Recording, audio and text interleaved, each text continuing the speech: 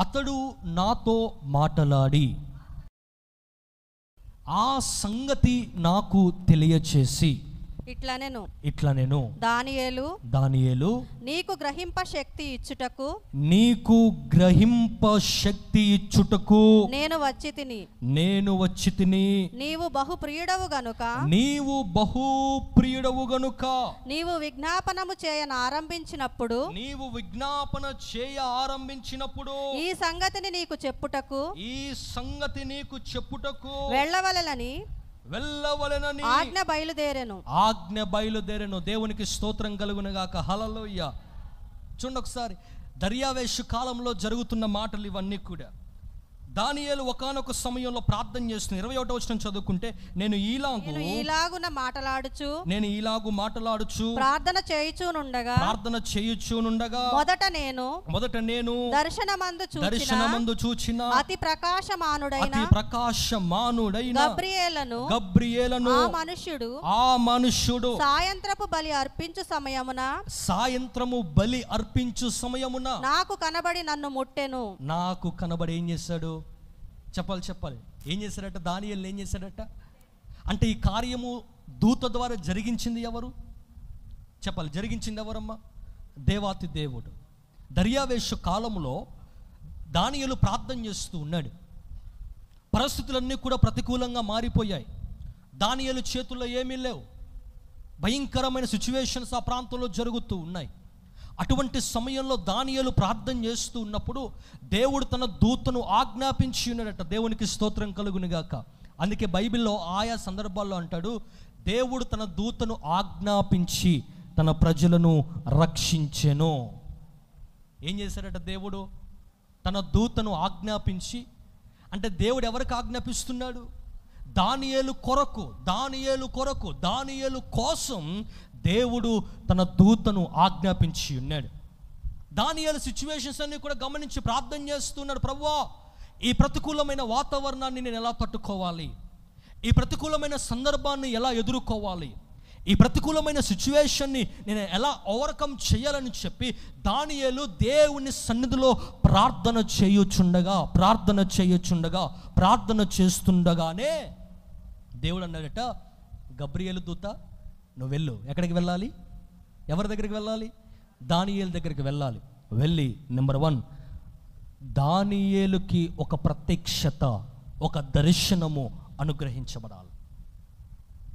ఏంటి దర్శనము, ఏంటి ప్రత్యక్షతను మనం ఆలోచన చేస్తే అంతా సమర్థవంతముగానే జరుగుతూ ఉంది. దానియేలు, నువ్వేం భయపడొద్దు. ఈ ప్రతికూలమైన వాతావరణము చూసి నువ్వు చింతపడవలసిన అవసరం లేదు. దానియేలు, ఈ దైవికమైన ప్రత్యక్షత నీ కొరకే, ఈ దైవికమైన దర్శనము నీ కొరకే, సమస్తము సమకూర్చి జరిగిస్తున్నాను అని చెప్పడానికి ఈ దర్శనము ఒక నిదర్శనముగా మార్చబడతా ఉంది. దేవునికి స్తోత్రం చెప్పండి ఒకసారి. ఆ మనవి, ఆ ప్రార్థన దేవుడు ఆలకించి ఉన్నాడు. ఆలకించిన దేవుడు ఒక దైవికమైన ప్రత్యక్షత దానియేలుకు అనుగ్రహించి దూతతో మాట్లాడుతూ ఉన్నాడు. దూత అంటా ఉంది, ఎప్పుడైతే ఆ దూత దానియేలు దగ్గరికి వెళ్ళిందో అప్పుడు దానియేలుకట దేవుడు గ్రహించగలిగిన మనస్సునిచ్చాడట. దేవునికి స్తోత్రం చెప్పండి. ఏ మనస్సు ఇది?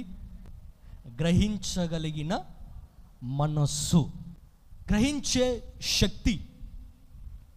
ఇంతకు ఈ గ్రహించగలిగిన మనసు దానియేలుకి ఎలా కలిగింది అంటే, దానియేలు ప్రార్థన చేస్తూ ఉన్నాడు. ఆ ప్రార్థన చేస్తున్న సమయంలో ప్రత్యక్షత ద్వారా అనుగ్రహించబడినదే గ్రహింపు మనస్సు, గ్రహించగలిగిన మనస్సు, గ్రహించగలిగిన హృదయం దానియేలుకు దేవుడు అనుగ్రహించి ఉన్నాడు. దానియేలు జీవితంలో దేవుడు, చాలామంది ఏమని చెప్తారంటే, దానియేలుని దేవుడు సింహాల బోన్లో నుంచి ఏం చేశాడు? చెప్పాలి, కామన్ మెసేజ్ ఏంటి? సింహాల బోన్లో నుంచి తప్పించి ఉన్నాడు. ఆ తర్వాత తనకు తాను అపవిత్రపరచుకోకూడదని చెప్పి దానియేలును దేవుడు పరిశుభ్రపరిచి ఉన్నాడు.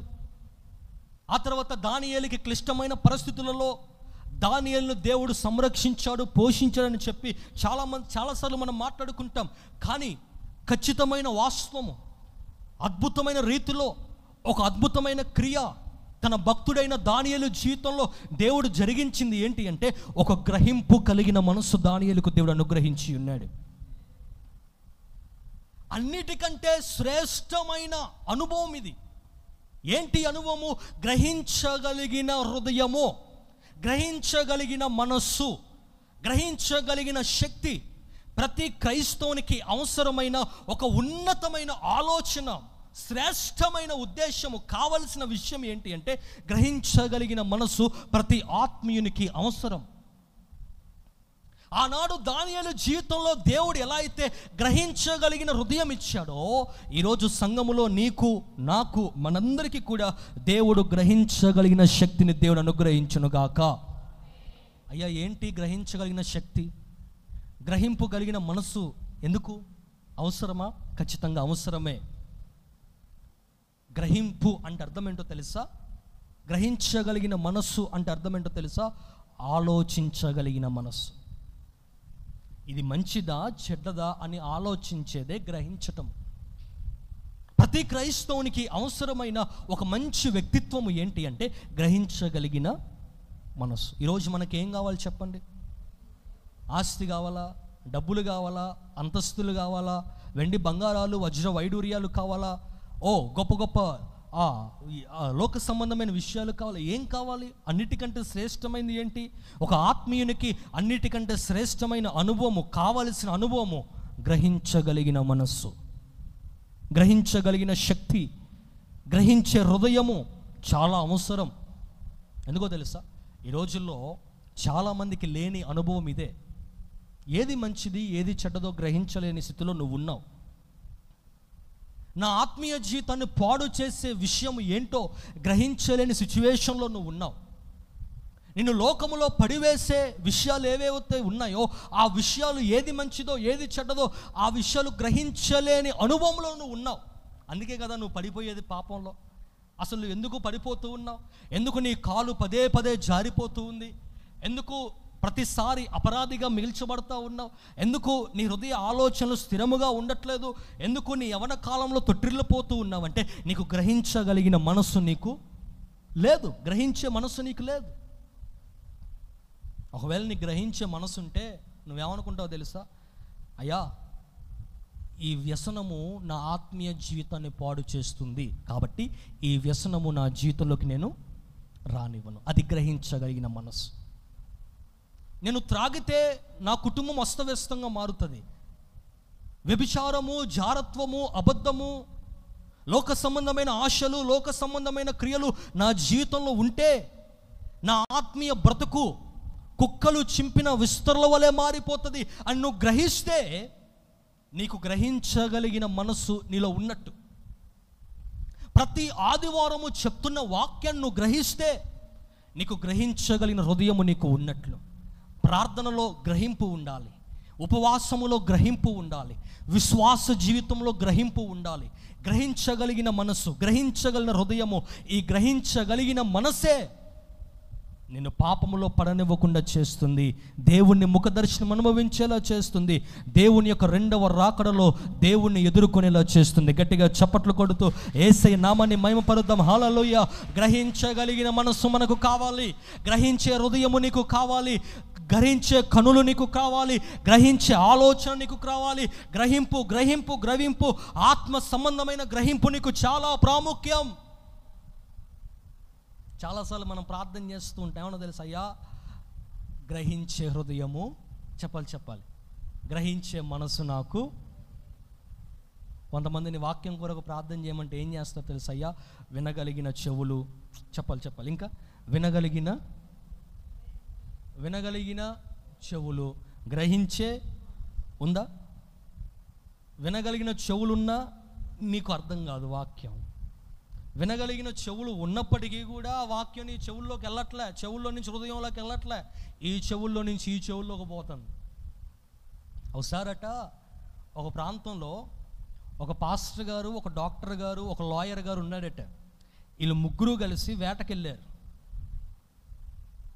వేటకెళ్తే అరణ్యంలో ఒక జింక కనబడింది. జింక కనపడితే ఆ జింక కోసం వీళ్ళు ముగ్గురు కూడా బాణాలు విసురుతూ గన్స్ తెలుసు కదా, అరణ్యంలోకి వేటకు వెళ్ళినప్పుడు ఏం తీసుకెళ్తారు చెప్పండి? షూటింగ్ గన్ తీసుకెళ్తూ ఉంటారు. ఈ గన్ను తీసుకెళ్లారు, బాణాలు తీసుకెళ్లారు, ఇవన్నీ తీసుకొని వెళ్ళి అరణ్యంలోకి వెళ్ళిపోయారు. ఎవరెవరు? పాస్టర్ గారు చెప్పాలి, లాయర్ గారు, డాక్టర్ గారు. పాస్టర్ గారు అంటే ఎవరు చెప్పాలి? పాస్టర్ గారు అంటే ఎవరు? దేవుని సేవకుడు. లాయర్ అంటే ఎవరు చెప్పాలి? లాయర్ అంటే ఎవరమ్మా? న్యాయ నిర్ణేత, జడ్జ్. ఆ తర్వాత డాక్టర్ అంటే ఎవరు? పోలీసా? డాక్టర్ అంటే ఎవరు? వైద్యము జరిగించేవారు డాక్టర్. వీళ్ళు ముగ్గురు కలిసి అరణ్యానికి వెళ్ళారు. ఒక జింక కనబడింది. ఆ జింకను ఒకేసారి ముగ్గురు కూడా రెడీ 1 2 3 అని చెప్పేసి షూట్ చేశారు. ఆ జింక పడిపోయింది. వీళ్ళు ముగ్గురులో సందేహం బయలుదేరింది. ఇంతకీ ఈ జింక ఎవరు కొడితే చచ్చిపోయింది? పాస్టర్ గారు కొట్టాడా, లేకపోతే లాయర్ గారు కొట్టాడా, లేకపోతే డాక్టర్ గారు కొట్టాడా? ఎవరు కొట్టారు? డాక్టర్ అంటూ ఉన్నాడు, నేను కొట్టిన బుల్లెట్తోనే ఈ జింక చనిపోయింది. ఆ తర్వాత లాయర్ అంటూ ఉన్నాడు, కాదు, నేను కొట్టిన బుల్లెట్తో ఈ జింక చనిపోయింది. సేవకుడు అంటున్నారు, మీరిద్దరూ కాదు, నేను కొట్టిన బుల్లెట్తో చెప్పాలి, నేను కొట్టిన బుల్లెట్తోనే ఈ జింక. ముగ్గురులో విభేదాలు స్టార్ట్ అయిపోయాయి, గొడవ ఎక్కువైపోతూ ఉంది. డాక్టర్ అంటున్నాడు నేను కొట్టా అంటున్నాడు, లాయర్ అంటున్నాడు నేను కొట్టాను అంటున్నాడు, ఆ తర్వాత పాస్టర్ గారు అంటున్నాడు నేను కొట్టా అంటున్నాడు. వీళ్ళ ముగ్గురులో ఒకలాంటి ఫైటింగ్, ఒక విభేదం స్టార్ట్ అయిపోయింది. వెంటనే డాక్టర్ అన్నాడు, ఓకే ఫైన్, పర్లేదు, ఒక్క నిమిషం, నేను డాక్టర్ని కాబట్టి నాకు రీసెర్చ్ చేయడం బాగా తెలుసు, ఎందుకంటే నేను ఆపరేషన్లు చేస్తూ ఉంటాను కదా, ఇది ఎవరు కొట్టిన బుల్లెట్, ఇది ఎక్కడ తగిలింది నాకు బాగా తెలుస్తుంది, కాబట్టి బాడీ అవయవాలు నాకు బాగా తెలుస్తాయి, కాబట్టి నేను వెళ్ళి పరిశీలన చేస్తాను. లాయర్ అంటాడు, కాదు, నాకు న్యాయం తెలుసడం బాగా వచ్చు, మన ముగ్గురులో ఎవరికి న్యాయం రావాలో నాకు బాగా తెలుసు అని చెప్పేసి ముగ్గురు వెళ్ళిపోయి ఆ జింక దగ్గర నిలబడి చూస్తూ ఉన్నారు. ఆ జింకను అటు తిప్పి ఇటు తిప్పేసి ఎక్కడ తగిలింది, ఎలా వెళ్ళింది, ఈ జింక ఎలా పడిపోయిందని చెప్పి ముగ్గురు కూడా చూస్తూ ఉంటే ఆ తర్వాత డిక్లేర్ అయిపోయిందట, ఇది ఖచ్చితంగా పాస్టర్ గారు కొట్టిన బుల్లెట్ అని. ఖచ్చితంగా ఎలా చెప్పగలవు పాస్టర్ గారు కొట్టిన బుల్లెట్ అని? నువ్వు ఎలా చూసావు? దగ్గరగా టెలిస్కోప్లా చూసావా? పాస్టర్ గారు కొట్టిన నీకు ఎలా తెలుసు అంటే, వాళ్ళిద్దరు అంటూ ఉన్నారు, ఈ బుల్లెట్ ఈ చెవిలో నుంచి చెప్పాలి, ఈ చెవిలో నుంచి బయటికి వచ్చింది, కాబట్టి ఇది ఖచ్చితంగా ఎవరు కొట్టిన బుల్లెట్? చెప్పాలి. ఈ బుల్లెట్ ఈ చెవిలో నుంచి ఎటు నుంచి వచ్చింది? ఇది ఈ చెవిలోకి వెళ్ళిపోయింది బుల్లెట్. ఎటు నుంచి బయటకు వచ్చింది? ఈ చెవిలో నుంచి బయటకు వచ్చింది. ఒకవేళ చెవులకి కాకుండా, మొండానికి కాకుండా బాడీలో ఎక్కడైనా తగులుంటే డాక్టర్దో లాయర్దో అర్థమైపోయేది, కానీ ఇది ఖచ్చితంగా ఈ ఇయర్లో నుంచి బయటకు వచ్చిందంటే ఖచ్చితంగా ఇది పాస్టర్ గారు కొట్టిన బుల్లెట్టే. ఎలా చెప్పగలవు? ప్రతి ఆదివారం సంఘంలో జరిగే ఇదే కదా.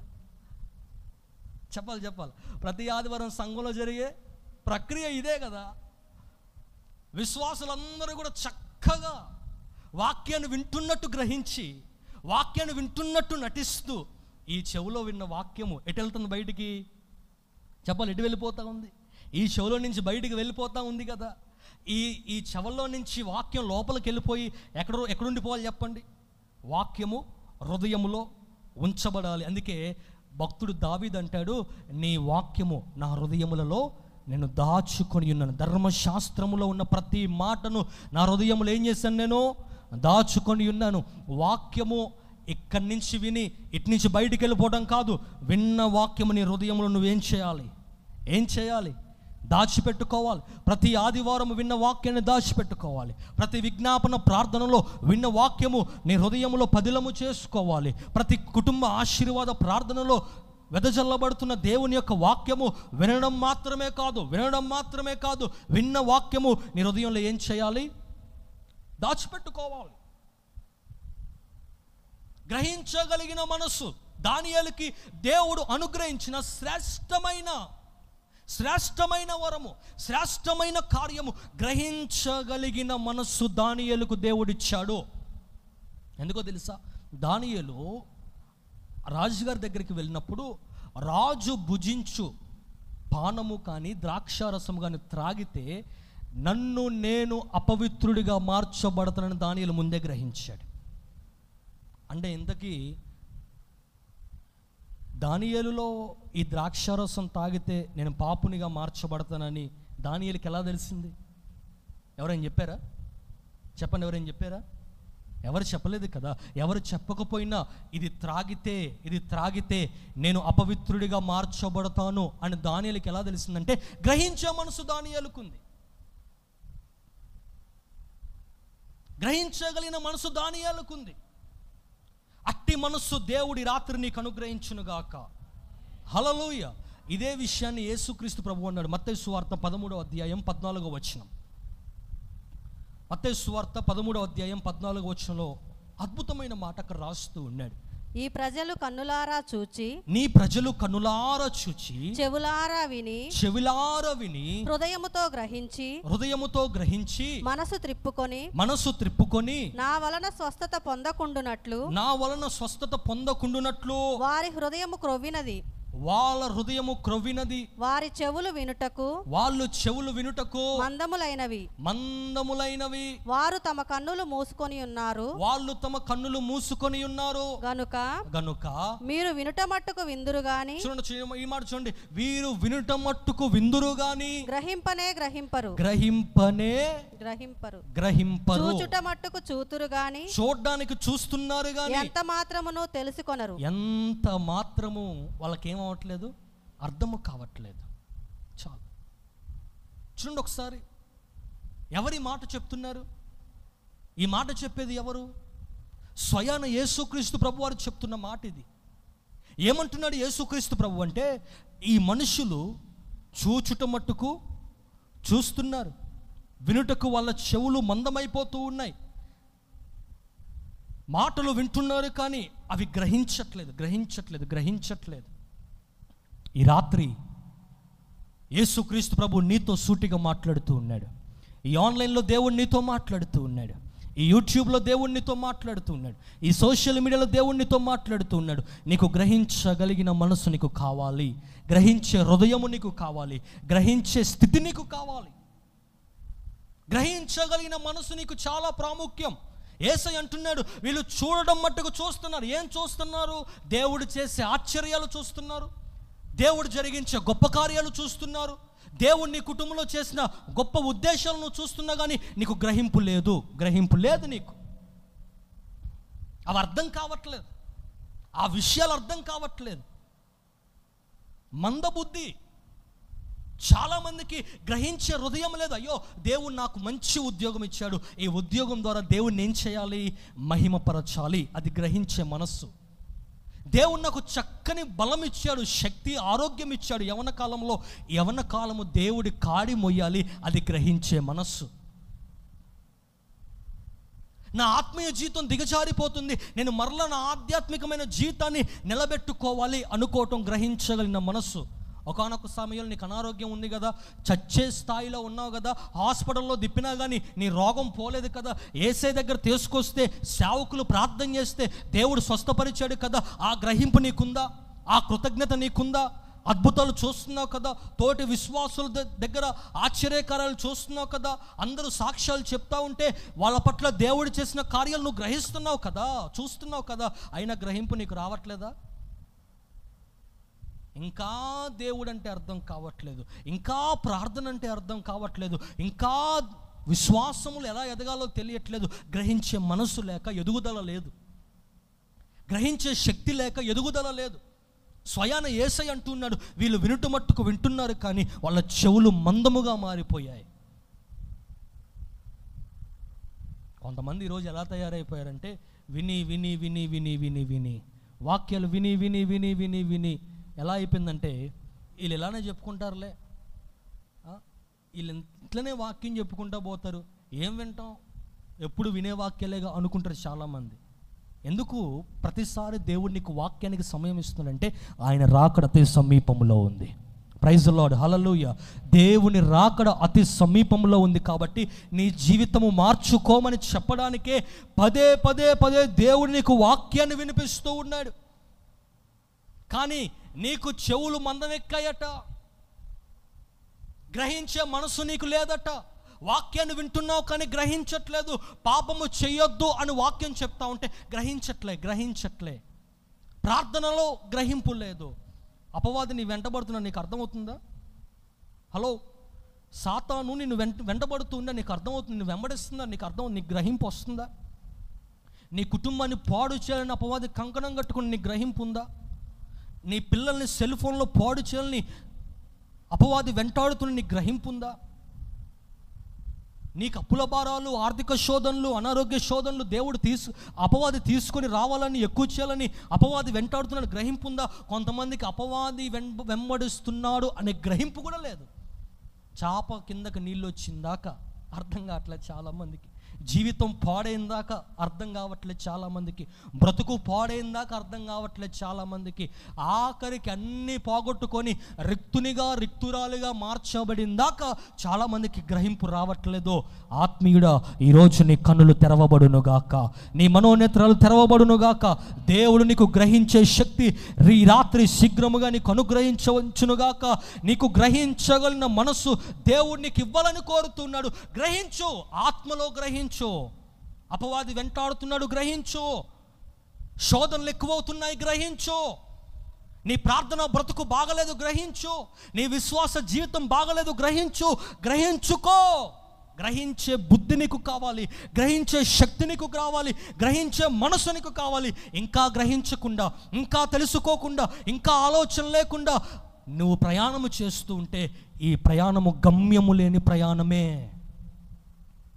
గ్రహింపు లేని ప్రయాణము, గమ్యము లేని ప్రయాణం, పరలోకము చేర్చే ప్రయాణము కాదు ఇది. నువ్వు గ్రహించుకొని సరిదిద్దుకున్న నాడే దేవుని రాజ్యంలో ఉంటావు. ప్రైజ్ ది లార్డ్, హల్లెలూయా. చెప్పండి, ఏ మనసు ఇది? చెప్పండి, గ్రహించే మనస్సు. కొలస్సీలకు రాసిన పత్రిక 2వ అధ్యాయము 2వ వాక్య భాగము. కొలస్సీలకు రాసిన నేను ఎంతగా పోరాడుచున్నానో మీరు తెలుసుకొనగోరుచున్నారు. వారు ప్రేమయందు అతకబడి, ఎక్కడ అతకబడ్డారట? ప్రేమయందు అతకబడి సంపూర్ణ గ్రహింపు యొక్క సకల ఐశ్వర్యములు కలిగిన వారై దేవుని మర్మమై ఉన్న క్రీస్తును స్పష్టముగా తెలుసుకున్న వారై తమ హృదయములలో ఆదరణ పొందవలెనని వారందరి కొరకు పోరాడుచున్నాను. స్తోత్రం చెప్పండి ఒకసారి. ఎవరి కొరకు పోరాడుతున్నాడు పౌలు గారు? వారందరంటే ఎవరు? విశ్వాసులు. వీళ్ళకట సంపూర్ణ గ్రహింపు లేదట. అక్కడ రాశాడు ఆ మాట, సంపూర్ణ గ్రహింపు లేనివారై. సంపూర్ణ గ్రహింపు లేదు సంఘానికి. కొలస్సీ సంఘానికి సంపూర్ణమైన గ్రహింపు లేదట. దేవుని ఆరాధిస్తున్నారు, దేవుని మందిరానికి వస్తూ ఉన్నారు, పాటలు పాడుతూ ఉన్నారు, ఆరాధన చేస్తూ ఉన్నారు, వాక్యం చదువుకుంటున్నారు, వాక్యం వింటున్నారు, కానీ సంపూర్ణ గ్రహింపు లేదు. దేవుని ఔన్నత్యం సంపూర్ణంగా తెలియట్లేదు. ఈరోజు నీ జీవితం కూడా ఇలానే ఉంది. నీకు సంపూర్ణ గ్రహింపు రావట్లే. వాక్యం తెలుసు, ప్రార్థన తెలుసు, యేసయ్య తెలుసు, మందిరానికి వస్తూ ఉన్నావు, చేతుల పైకి ప్రార్థన చేస్తూ సమస్తము నువ్వు చేస్తున్నావు, కానీ సంపూర్ణ గ్రహింపు నీకు రావట్లేదు. నిజమైన ఆత్మీయ జీవితం ఇంకా తెలియట్లేదు. ఎన్నిసార్లు చెప్పినా అర్థము కాని సిచ్యువేషన్లో నువ్వు పడి ఉన్నావు. కొంతమంది చెప్పండి, ఎంత బోధించు, ఎన్నిసార్లు చెప్పనివ్వండి, అసలు గ్రహింపు రాదే. అసలు అర్థం చేసుకునే మనసే రాదు చాలామందికి. ఇలా ఉండాలిరా, ఇలా చెయ్యాలి, అయ్యా మీరు ఇలా ఉండాలి, అమ్మ నువ్వు ఇలా చూడాలి, నువ్వు ఇలా ఉండాలని ఎంత సరిదిద్దినా సరవ్వరే. కొంతమంది కుక్కతోక ఎప్పుడు ఎలా ఉంటుందట? ఎలా ఉంటుందని చెప్పండి. కుక్కతోక ఎలా ఉంటుందమ్మా? నువ్వు వెళ్ళి తోకను సరి చేస్తావు అనుకో, మరలా ఏమవుతుందో చెప్పండి. నువ్వు ఎంతైనా సరి చేయి, నేను మళ్ళీ నా తోకను ఏం చేస్తాను? వంకర చేస్తా అంటది అది. మన బుద్ధి కూడా అలానే మారిపోతాం. ఎంత చెప్పినా మార్చుకోరే, ఎంత చెప్పినా గ్రహించరే చాలామంది. వంకర బుద్ధి, వంకర స్వభావాలు. యేసయ్య రాకడ వచ్చేంత వరకు కూడా ఇలానే ఉంటారు చాలామంది. అలా ఉంటే ఏమవుతుందో తెలుసా? దేవుని రాకడలో ఎత్తబడ్డ వాళ్ళు పరలోకం పోరు, దేవుని రాజ్యంలో ఉండరు అలాంటి వాళ్ళు. ఇక్కడ పౌలు గారు పోరాటం దేనికో తెలుసా? ప్రజలు సంపూర్ణ గ్రహింపులోకి రావాలని. ఈరోజు మా ఆశ, మా అభిలాష, దేవుని సేవకులుగా మా ముగ్గురు కోరిక ఏంటో తెలుసా? మీరు సంపూర్ణ గ్రహింపులోకి రావాలని మా యొక్క ఆశ. ప్రైజ్ ది లార్డ్, హల్లెలూయా. సంపూర్ణ గ్రహింపు, అసలు నిజమైన భక్తి, నిజమైన ప్రార్థన, నిష్కలంకమైన స్వభావము భక్తి అసలు ఏంటి అనేది మీరు సంపూర్ణంగా తెలుసుకోవాలనే మా యొక్క ఆశ. మాకు సంఘం బలపడడం కంటే మరొక మించి ఏమీ లేదు, ఇక ఆశ ఏమీ లేదు. సంఘం అన్ని విషయాల్లో సంపూర్ణులుగా మార్చబడాలనే మా యొక్క ఆశ. ఇక్కడ పౌలు యొక్క పోరాటం, అందుకే మా పోరాటం కూడా రాత్రింబగళ్ళు విరామం లేకుండా ప్రతిరోజు దేవుని ఒక వాక్యాన్ని కుటుంబాల్లో, గృహ కూడికల్లో, సంఘాల్లో, అనేక ప్రాంతాలు ఎందుకు చెప్తున్నాము అంటే ఏదో రెస్ట్ తీసుకోలేక కాదు, ఇంట్లో కూర్చోలేక కాదు, ప్రజలు సంపూర్ణ గ్రహింపులోకి రావాలి. యవనస్తులు సంపూర్ణ గ్రహింపులోకి రావాలి, చిన్న బిడ్డలు సంపూర్ణ గ్రహింపులోకి రావాలి. అందరూ సంఘములో ఉన్న ప్రతి ఒక్కరు కూడా సంపూర్ణతలోకి రావాలనే మా ఆశ. దానికోసమే ఈ పోరాటం, దానికోసమే నిందలు భరిస్తూ ఉన్నాం, దానికోసమే మాటలు పడుతూ ఉన్నాం, దానికోసమే ఏదైనా కష్టమైన, నిష్ఠూరమైన, కన్నీరైన, దుఃఖమైన ఏదైనా సరే భరించేది ఎందుకో తెలుసా? సంపూర్ణ గ్రహింపులోకి సంఘము రావాలని. పౌలు పోరాటం అది. ఈరోజు మన పోరాటమేమో లోక సంబంధమైన పోరాటాలు, మన ఆశలేమో లోక సంబంధమైన ఆశలు, దాని కొరకు దీని కొరకు లోకములో వాటి కొరకు వీటి కొరకు పోరాడుతూ ఉన్నాం. కానీ పౌలు యొక్క పోరాటం దేనికి అంటే సంపూర్ణ గ్రహింపులోకి రావాలి, సంపూర్ణ గ్రహింపులోకి రావాలి. ఈరోజు సంఘముగా నీవు కూడా సంపూర్ణ గ్రహింపులోకి నువ్వు రావాలి. ఒక ప్రాంతంలో అల్లరితో కూడిన ఆటపాటలు జరుగుతున్నాయి అనుకో, ఆ ప్రాంతం నువ్వు వెళ్ళావనుకో, నీ జీవితం పాడవద్ది అన్ను గ్రహించి స్తోత్రం చెప్పి మోకాలు వేసి ప్రార్థిస్తే అది నిజమైన గ్రహింపు. అందరూ తాగుతున్నారు కదా, నేను కూడా తాగుబోతుగా మార్చబడతాను అనుకుంటే బుద్ధిహీనతది.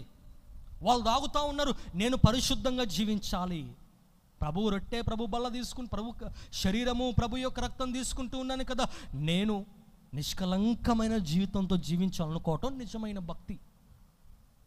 అది గ్రహింపు. ఈరోజు ఆ గ్రహింపు నీకు వచ్చునుగాక. ప్రైజ్ ది లార్డ్, హల్లెలూయా. ఎవరైనా అవిశ్వాసులు నిన్ను ఆత్మీయ జీవితంలో వెనక్కి లాగుతున్నారు అనుకో, చెప్పాలి, ఏం చేస్తారు చెప్పను? కొంతమంది మాటల ద్వారా వెనక్కి లాగుతూ ఉంటారు, దేవుని సేవకుల మీద ఉన్నాయి లేని చెప్పి వెనక్కి లాగుతూ ఉంటారు. అమ్మా చెప్పాలి, ఇరుగు పొరుగు వారు అవిశ్వాసులు ఆ మాటలు ఈ మాటలు చెప్పి, అమ్మా నువ్వు మందిరానికి వెళ్తున్నావు, ఏం అద్భుతం నీకు జరిగింది, మందిరానికి వెళ్తున్నావు, నీ అప్పులు ఎక్కడ తీరాయి, మందిరానికి వెళ్తున్నావు, నీ పిల్లలు ఎలా ఉన్నారో, మందిరానికి వెళ్ళని వాళ్ళ పిల్లలు ఎలా ఉన్నారో చూడు అని కొంతమంది నీకు అవిశ్వాస మాటలు చెప్తూ ఉంటారు. ఆ మాటలు చెప్పినట్టు నువ్వు కూడా నిజంగానే పిన్ని గారు దేవుడు నమ్ముకున్నా నాకు ఏ ఆశీర్వాదం లేదండి, నేను మందిరం మానేస్తాను అని నువ్వు అనుకున్నావు అనుకో, అది బుద్ధిహీనత, అది బుద్ధిహీనత, అది బుద్ధిహీనత. నువ్వు గ్రహించాలి. ఏమని గ్రహించాలి? వీళ్ళు నా ఆత్మీయ జీవితాన్ని పాడు చేయడానికి అపవాది వీళ్ళని ఉపయోగించుకొని అవిశ్వాసపు మాటలు నాకు వినిపించి నన్ను భక్తి జీవితంలో వెనక్కి లాగేస్తుంది అని నువ్వు గ్రహించి వాళ్ళ మాటలు నువ్వు జయించి, అవిశ్వాసుల యొక్క మాటలు నువ్వు జయించి, నువ్వు దేవుని మందిరానికి అదే ప్యాషన్తో, అదే తృష్ణతో, అదే ఆశతో వస్తే నిజమైన గ్రహింపు నీకు కలిగినట్లే. అపోస్తలుడైన పౌలుకు గ్రహింపు లేదండి. సౌలుగా ఉన్నప్పుడు గ్రహింపు లేదు, క్రైస్తవ్యం తెలియదు, భక్తి తెలియదు, విశ్వాసం తెలియదు, ప్రార్థన తెలియదు, అతనిలో గ్రహింపు లేదు. ఎప్పుడైతే మనోనేత్రాలు తెరవబడ్డాయో, కన్నులు తెరవబడ్డాయో, అప్పుడు నిజమైన గ్రహింపు వచ్చింది.